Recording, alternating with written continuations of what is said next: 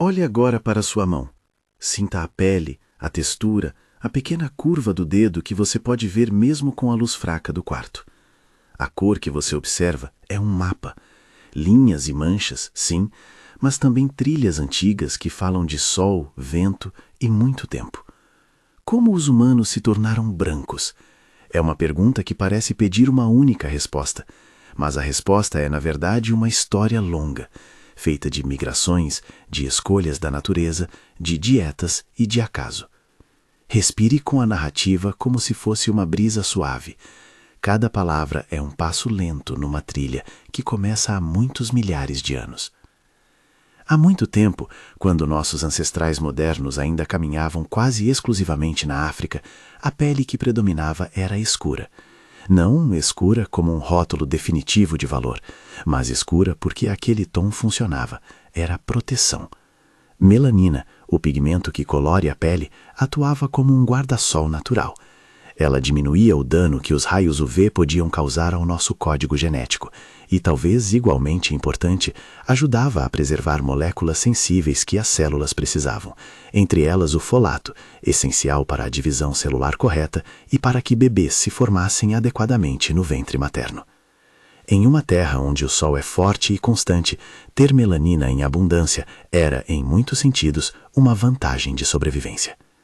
Imagine a savana ao entardecer, o calor que fica, o brilho dourado nas altas ervas, o cheiro seco do pó. Famílias se reunindo perto do fogo, crianças correndo por trilhas que já tinham sido usadas por gerações. Em um cenário assim, a proteção contra a radiação intensa não é abstrata.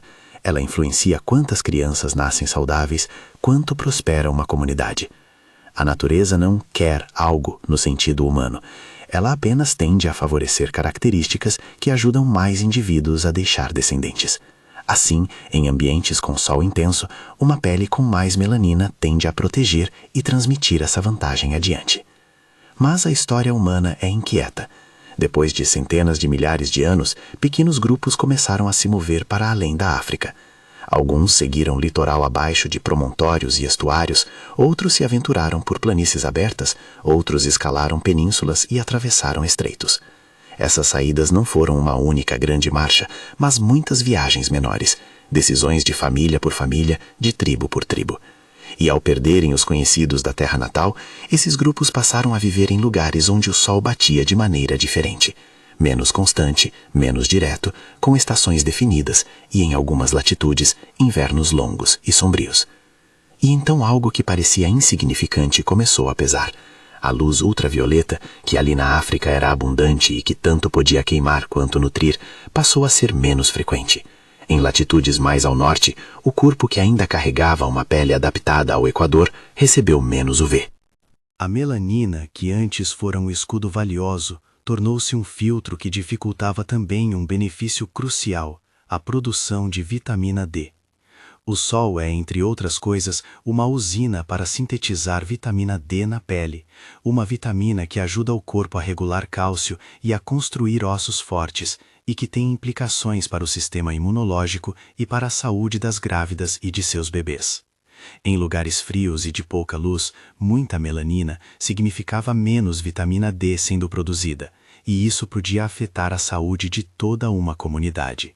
Imagine um inverno antigo, quando as roupas eram rudes e a luz do sol rareava no céu. Imagine uma mãe grávida que teve pouco acesso a peixes gordos ou outros alimentos ricos em vitamina D. Acontecia que bebês podiam nascer com ossos frágeis, mulheres grávidas podiam sofrer complicações que tornavam o parto mais perigoso. Ninguém naquela época chamava isso de deficiência, mas as consequências apareciam nas taxas de sobrevivência e na capacidade de uma população crescer. Quando a saúde reprodutiva ficava comprometida, a seleção natural, silenciosa e impiedosa, deixava sua marca. E aqui começa a parte que a ciência moderna nos ajuda a entender.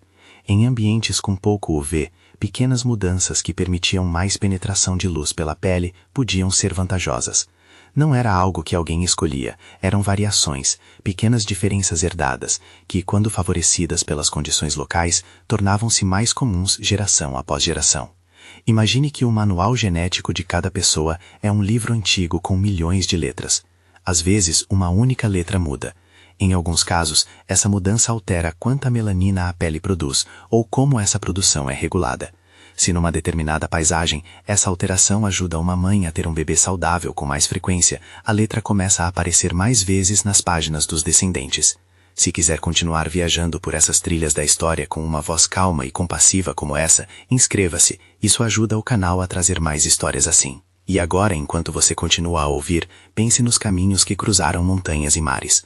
À medida que grupos avançavam pela Europa e pela Ásia, encontraram não só novos climas, mas também parentes antigos, os neandertais na Europa e partes da Ásia Ocidental, e parentes que hoje chamamos de denisovanos mais adiante no leste.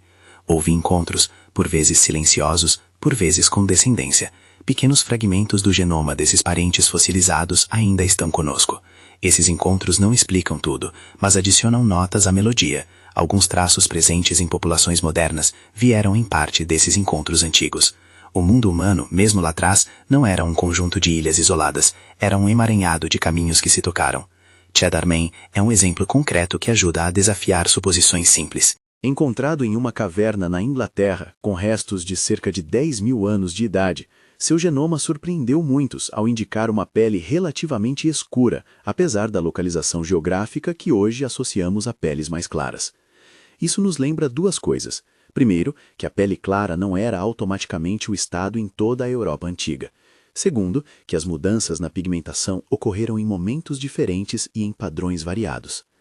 Essas são estimativas baseadas em dados antigos, e a ciência aponta que algumas mutações que reduziram a pigmentação se tornaram comuns apenas nos últimos 10.000 anos ou menos em muitos lugares, ou seja, é tudo bastante recente em termos evolutivos. E então surge a pergunta que talvez pareça mais direta ainda: que tipos de mudanças genéticas tornaram a pele mais clara? Antes de responder completamente, vale uma breve parada para conhecer os atores principais dessa história. Nomes de genes que a pesquisa identificou como importantes, com uma explicação simples do que cada um faz, como quem aponta faróis no mapa para que você saiba onde olhar depois. SLC24A5.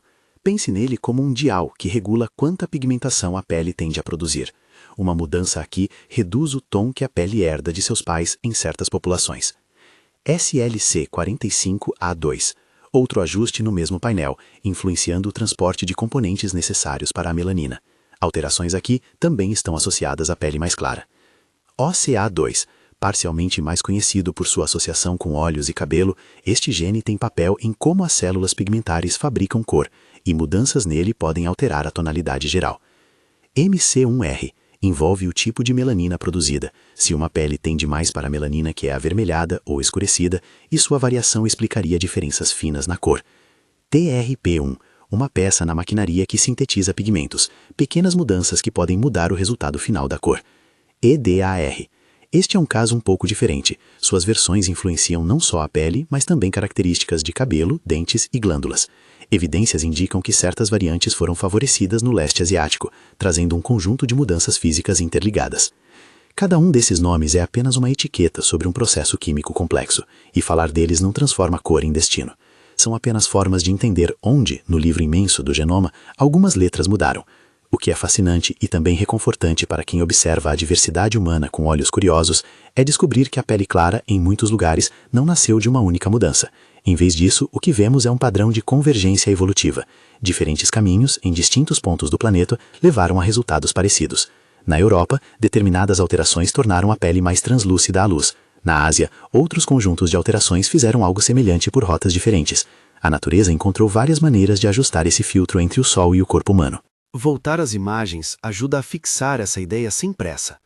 Pense em um grupo de pessoas caminhando por uma costa rochosa, envoltas em mantos, aproximando-se de um fiorde onde o inverno escurece cedo. Imagine o trabalho de sustento. Pesca em pequenas embarcações, coleta de mariscos, a tentativa constante de encontrar calor e alimento.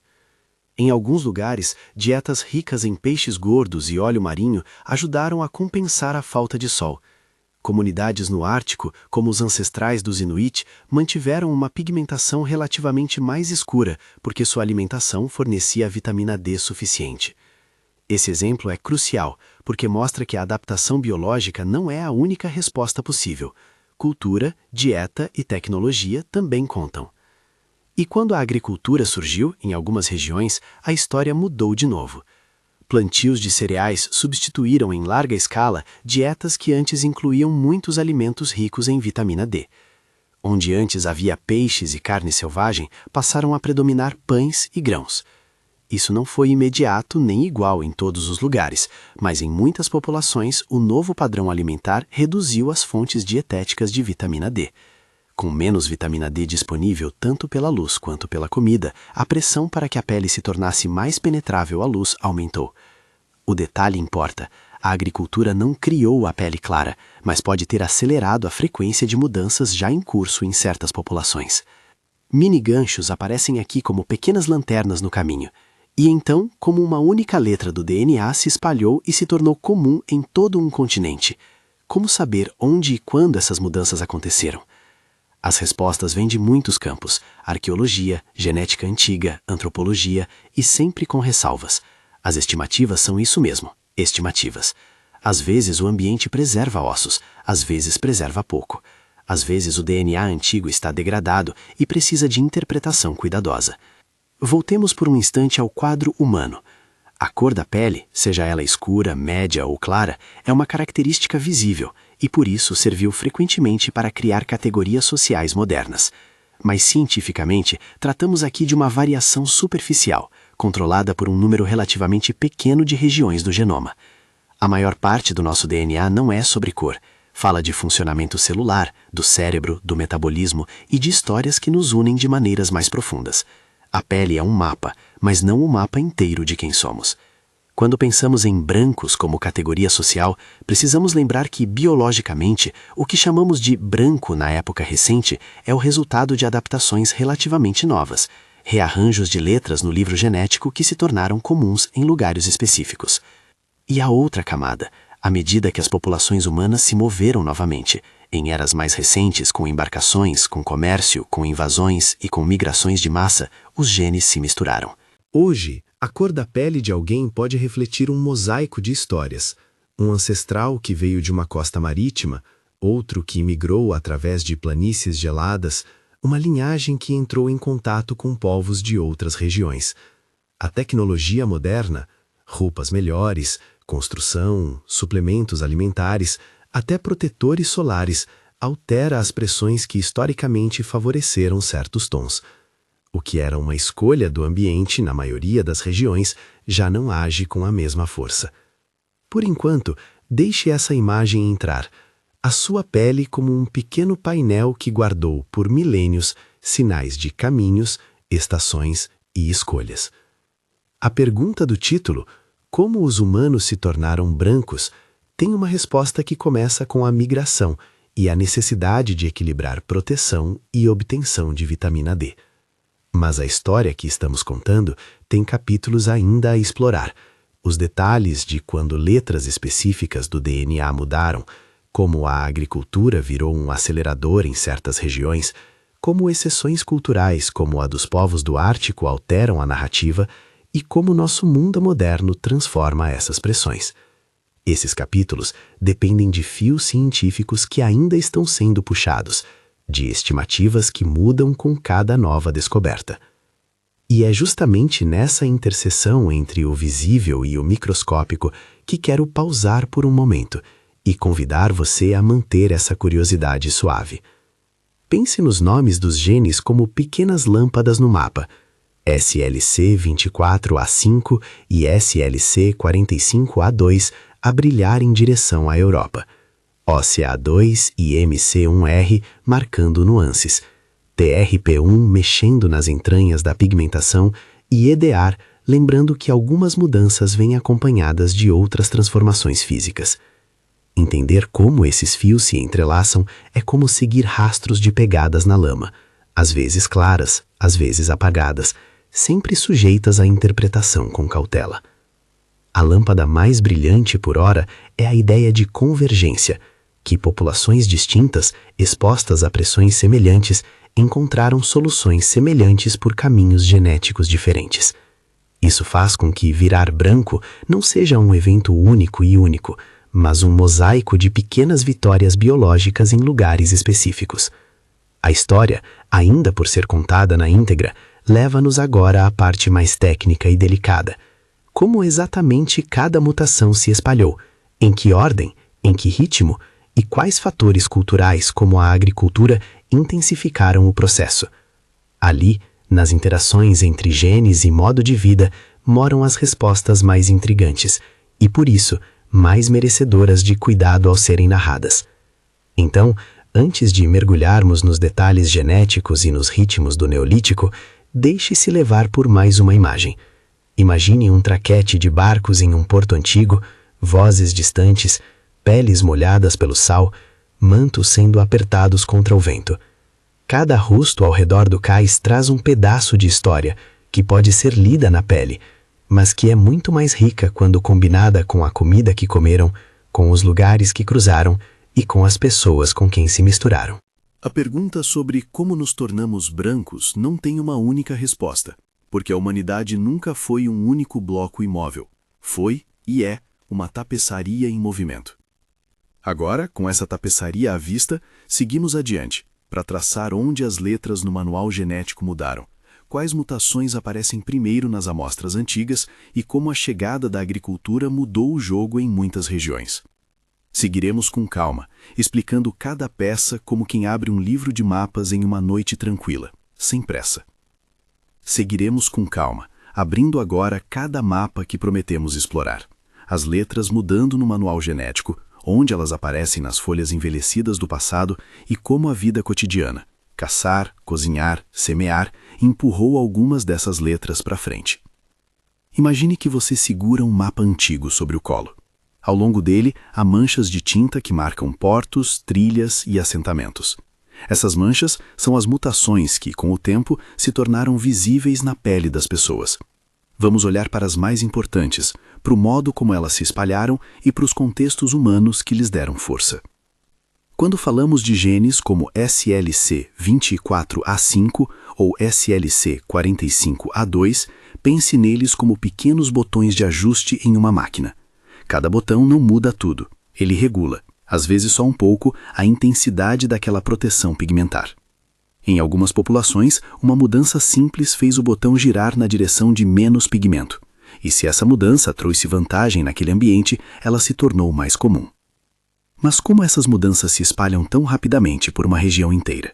A resposta é uma mistura de seleção natural, migrações, encontros entre grupos e também do efeito fundador, quando um pequeno grupo leva suas letras para um novo lugar e por acaso carrega uma variante que depois se torna dominante. Alguns desses botões têm histórias mais detalhadas. O SLC24A5, por exemplo, contém uma variante que, em muitas populações europeias modernas, está associada à pele mais clara. Estimativas, com base em amostras antigas e análises de DNA, sugerem que essa variante começou a aumentar em frequência há alguns milhares de anos atrás, durante um período em que populações que praticavam agricultura se expandiam pela Europa. Outra peça, o SLC45A2, também aparece em muitas populações europeias e acrescenta o seu próprio ajuste. Juntos, esses dois foram responsáveis por grande parte da diferença de pigmentação entre moradores históricos da Europa e populações africanas. O OCA2 tem fama por influenciar olhos e cabelos, mas também participa do conjunto de regulações que definem o tom geral. O MC1R, por sua vez, é como um seletor que determina que tipo de melanina predomina, a mais avermelhada ou a mais escura, e suas variações contribuem para nuances visíveis como sardas e tons avermelhados. TRP1 é uma engrenagem na fábrica de pigmentos. Mudanças ali alteram a eficiência do processo.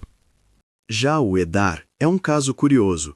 Mais ligado a traços como densidade de cabelo e forma de dentes, ele mostra que adaptações em uma região do genoma podem vir acompanhadas de efeitos em aspectos que não imaginamos à primeira vista. Em populações do leste asiático, certas versões do EDAR foram favorecidas e trouxeram um conjunto de mudanças físicas distintas, um exemplo de como seleção em um traço pode arrastar outros junto. Esses nomes científicos soam distantes, mas cada um deles traduz um ajuste que, ao longo de gerações, foi experimentado por pessoas reais, em acampamentos, aldeias e campos. Em algumas regiões, um ou dois desses ajustes tornaram-se comuns, em outras, conjuntos diferentes atuaram. É aí que aparece uma ideia importante: convergência evolutiva. Imagine dois grupos enfrentando a mesma necessidade, mais vitamina D num ambiente escuro. Um grupo muda o botão A, outro o botão B. No fim, ambos chegam a um resultado visualmente parecido: pele mais clara. Não foi uma única rota, nem uma vontade coletiva. Foi a repetição de condições semelhantes, levando a soluções semelhantes por caminhos distintos. Agora, para imaginar o ritmo dessas mudanças, voltemos ao cenário humano. Pense em comunidades no período neolítico, onde a agricultura começa a tomar forma. Em diferentes vales e planícies, pessoas passam de uma dieta que inclui peixes, animais selvagens e uma variedade de plantas para um cardápio dominado por cereais. Grãos são eficientes, fornecem calorias em grande volume, permitem assentamento e multiplicação. Mas, em muitos lugares, eles não trazem tanta vitamina D quanto os peixes gordurosos ou certas fontes marinhas. Quando essa diferença na dieta se soma ao menor sol de latitudes altas, a pressão para que a pele permitisse mais produção de vitamina D aumentava. Assim, a agricultura atuou como um acelerador. Em populações que já carregavam algumas variantes de pigmentação menos intensa, a transição para dietas pobres em vitamina D ajudou essas variantes a subir de frequência mais rápido. Há também fatores demográficos. Quando pequenas comunidades com certa variante se expandem, casamentos locais e fontes demográficas elevam a presença daquela variante. E existem episódios de mistura. Movimentos de povos, invasões, comércio e migração ligaram populações distantes, levando variantes genéticas de um canto ao outro. A arqueogenética, o estudo do DNA antigo, permite enxergar quando algumas letras aparecem pela primeira vez nas amostras preservadas. Esses estudos mostram padrões interessantes. Em algumas regiões da Europa, certas variantes associadas à pele clara já eram raras há 12 mil anos. Noutras, só aparecem de forma consistente no Neolítico ou mesmo depois. Cheddar Man, cuja sequência genética foi recuperada de restos datados de cerca de 10 mil anos atrás, surpreendeu porque ele carregava uma pigmentação relativamente escura, apesar de viver na Grã-Bretanha. Isso nos força a abandonar a narrativa simples de que Europa sempre foi clara. Não era. No leste asiático, caminhos diferentes levavam a resultados parecidos. Ao olhar para o genoma de populações antigas e modernas daquela região, os cientistas verificam que variantes em genes distintos contribuíram para tonalidades mais claras, e que EDAR teve papel em conjunto com outros genes para produzir certos traços físicos característicos da região. A convergência enfatiza que não existe uma única receita para a pele clara. Há múltiplas receitas que podem produzir pratos visualmente semelhantes. Enquanto isso, no Ártico, a história mostra outra alternativa. A cultura pode contornar a seleção.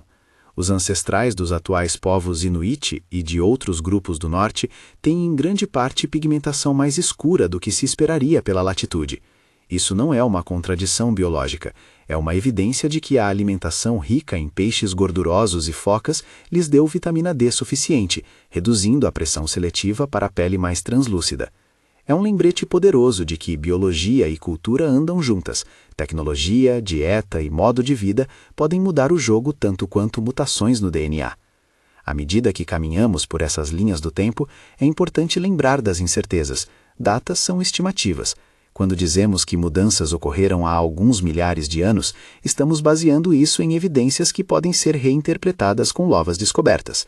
Algumas mutações que associamos à pele clara parecem ter se tornado frequentes nos últimos 6 a 20 mil anos em diferentes graus, dependendo da região. Em termos evolutivos, isso é muito recente. Essa rapidez aparente mostra duas coisas. Em primeiro lugar, que a cor da pele pode mudar relativamente depressa em resposta a pressões ambientais. Em segundo, que a ideia de que branco ou claro é um estado antigo e fixo é equivocada. Também vale dizer que a pigmentação da pele é parcialmente controlada por um número limitado de regiões do genoma, mas isso não significa que seja simples.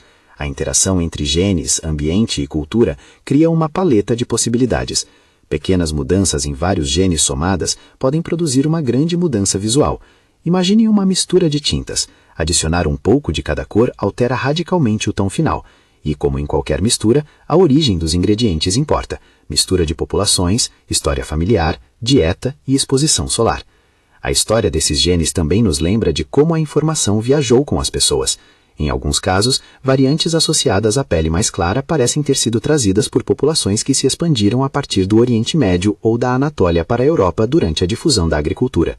Em outros casos, adaptações surgiram de forma independente ou foram reforçadas por movimentos posteriores, como migrações na Idade do Bronze. A arqueogenética combina ossos, artefatos e extratos de sedimentos com sequências de DNA para montar esse quebra-cabeça, mas as peças nem sempre se encaixam perfeitamente. Amostras antigas são raras, degradam-se e a interpretação exige cautela. Há ainda o papel dos parentes antigos, neandertais e denisovanos. Ao cruzarem caminhos com nossos ancestrais, deixaram fragmentos de DNA que hoje reconhecemos. Em alguns casos, variantes herdadas desses encontros parecem ter trazido vantagens locais, incluindo adaptações ao frio ou a patógenos. Para a pigmentação, o legado desses cruzamentos não explica tudo, mas complementa a história. Algumas variantes presentes em populações modernas podem ter origens mistas, parte vindas de nossa linha principal, parte de encontros com essas populações arcaicas. De novo, a narrativa emergente é de mistura e de mosaico, não de pureza ou de blocos estanques. Ao pensar nas consequências modernas, imagine agora o mapa que você segurava sendo reescrito a cada grande movimento humano: comércio, invasões, diásporas e colonialismos. A mistura genética acelerou nos últimos milênios e explodiu com a era das grandes navegações, migrações forçadas e movimentos globais. Hoje, uma pessoa pode carregar no genoma sinais de ancestrais vindos de continentes diversos. A cor da pele, entretanto, permanece visível e socialmente carregada. É preciso separar o que é biologia, uma adaptação local a condições ambientais, do que é categoria social. Quando chamamos alguém de branco, usamos uma palavra com história cultural, política e econômica. Cientificamente, a pele clara é apenas um traço entre milagres. E isso nos leva a cuidados práticos e à saúde contemporânea. Pele clara confere menos proteção contra a radiação UV, o que, em ambientes de alta exposição, aumenta o risco de queimaduras e de câncer de pele. Ao mesmo tempo, em latitudes baixas, pele mais clara pode ser desvantajosa, por reduzir proteção contra danos ao DNA e pela perda de nutrientes sensíveis ao sol, como o folato. Hoje, a tecnologia, roupas, protetores solares, suplementação com vitamina D e uma dieta globalizada mudou as condições que conduziram à seleção. Pessoas em locais urbanos, em países de imigração, podem ter práticas que anulam muitas pressões históricas. Ainda assim, riscos médicos persistem, e a medicina pública recomenda precauções adaptadas a cada contexto, sem transformar a biologia em julgamento. Voltando à história e à imagem noturna, pense em cada pessoa que cruzou aquele porto antigo como um nó em uma longa corda. Cada nó guarda um pedaço de história. A cor da pele é uma dessas marcas, visível e às vezes enganosa se tomada isoladamente. A maior parte do nosso DNA fala de processos invisíveis, funcionamento de células, medidas do metabolismo, padrões cognitivos, adaptações locais a doenças e muito pouco do que nos define em caráter moral ou capacidade provém da pigmentação. É reconfortante lembrar que, por muito do percurso humano, a sobrevivência dependia de flexibilidade cultural tanto quanto de mudanças genéticas. Ferramentas, abrigo, fogo, redes de troca e, finalmente, agricultura. Todas essas inovações moldaram os contextos em que seleção natural atuou. Tribos que aprenderam a secar peixes, a armazenar gordura, a domesticar animais e a trocar recursos com vizinhos reduziram a pressão sobre o tom de pele. Outros, sem essas redes, sentiram a seleção de forma mais direta. Essa é a lição de lugares como o Ártico. A cultura pode, por vezes, substituir a seleção. A cada parágrafo dessa narrativa, talvez você sinta a pergunta do título se desfazer em nuance. Como os humanos se tornaram brancos tem resposta, mas não uma só. Tornar-se branco, no sentido de pele clara, foi muitas vezes um processo gradual, espalhado por populações e épocas, impulsionado por uma necessidade biológica básica, sintetizar vitamina D, e por circunstâncias humanas concretas, como dieta e movimento. Em muitos casos, mudanças nas letras do DNA se amplificaram quando a agricultura reduziu fontes alimentares de vitamina D. Em outros, dietas ricas em peixes impediram que a seleção tivesse força suficiente para mudar o tom da pele. Em diversos lugares, mutações diferentes levaram a resultados semelhantes. Em resumo, pele clara é uma solução evolutiva recente e local para um problema antigo: obter vitamina D em ambientes com pouca luz solar direta, e não uma marca de essência humana. Permitamos que essa conclusão se acomode como um cobertor leve sobre nossos pensamentos. Feche novamente na imaginação o mapa que estudamos. Veja os caminhos marcados, alguns ressaltados em ouro, outros desbotados, muitos cruzados por linhas finas de comércio e parentesco. Cada mancha no papel é resultado de caminhadas, de marés, de encontros e de alimentos compartilhados. A pele, assim, é um mapa muito útil para histórias migratórias e para entender como a sobrevivência moldou traços visíveis. Mas não é a história inteira. Somos, e sempre fomos, mais complexos, mais entrelaçados, mais mutuamente dependentes. Enquanto a noite se aprofunda e a fala fica mais suave, lembre-se também de que esses conhecimentos permanecem em evolução. Novas amostras antigas, novas análises genéticas, novas interpretações arqueológicas podem mudar detalhes da narrativa. Cientistas usam palavras como estimativas e evidências indicam, porque a humildade frente ao dado é parte da prática. A história que contamos hoje é a melhor que temos, embebida em cautela e curiosidade. E por fim, uma imagem final para levar ao sono. Imagine uma grande tapeçaria estendida sobre a terra, feita de fios que brilham sobre o luar. Cada fio é uma linhagem, cada nó um encontro, com neandertais, com denisovanos, com vizinhos do vale, com temporais e com ventos de leste. As cores dos fios variam, algumas escuras, outras claras, e suas tonalidades mudaram com o tempo conforme o padrão exigia. Mas a tapeçaria inteira é uma só peça, feita por mãos que se dobraram, que trabalharam juntas, que se alimentaram, que perderam e ganharam vidas. Olhe para ela e sinta o consolo. A cor de um fio não determina a beleza da tapeçaria, nem o valor do artesão. Ela apenas conta uma história de sol, de dieta, de migrações e de encontros. Uma história que é, no fundo, a história de toda a nossa família humana. Se gostou, deixe um like e conte nos comentários de onde você está ouvindo. Adoro saber onde essa história está acalmando alguém agora. Obrigado por caminhar por essas trilhas comigo. Que a curiosidade te acompanhe e que a noite te encontre leve, com a sensação de que teu corpo carrega muitos mapas e que todos nos ligam uns aos outros. Boa noite.